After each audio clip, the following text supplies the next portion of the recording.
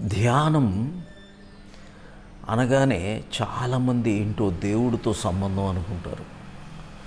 ధ్యానం ఎందుకు అంటే అసలు మనలో ఉన్న చెడుని తీసేయటానికి. మీరే దేవుళ్ళు, ఈశ్వరుడు మీరే. మనలో ఉన్న మనస్సుని క్లీన్ చేస్తే చాలు. దేవుడా దేవుడా దేవుడా అని అనాల్సిన అవసరం లేదు. ఇక్కడ మనలో మలినాలు తీసేస్తే దైవం లోపల ఉన్నట్టే. కాబట్టి ఇది రిలీజియన్కి కానీ స్పిరిచువాలిటీకి కానీ ఒక స్పెసిఫిక్ సెక్టార్ కానీ ఎక్కడా సంబంధం లేదు. దేనికి సంబంధం ఉంది? హార్ట్లో ప్యూరిఫికేషన్, మైండ్లో ప్యూరిఫికేషన్. మైండే మనకి అడ్డుగోడ. కాబట్టి క్లెన్సింగ్ క్రియ ఈజ్ మెడిటేషన్.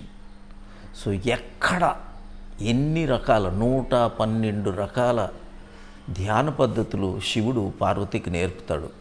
కానీ వీటన్నిటిలో ఒకటే common, cleansing of mind. Mind purity లేనిది ఎక్కడ? మైండ్లోనే.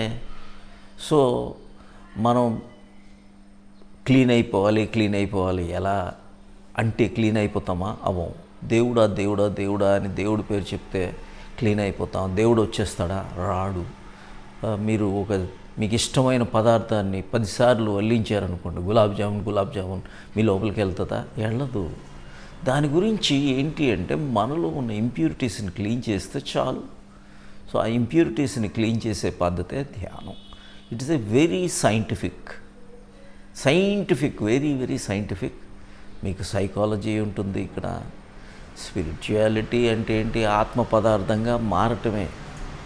మనస్సు ఎప్పుడైతే అడ్డుగోడ, మనకి శరీరం అడ్డుగోడ, వీటిని భిన్నంగా బయటికి రావటమే ధ్యానం. ఇది ఫండమెంటల్గా తెలుసుకోవాల్సిన విషయం. Thank you. God bless you.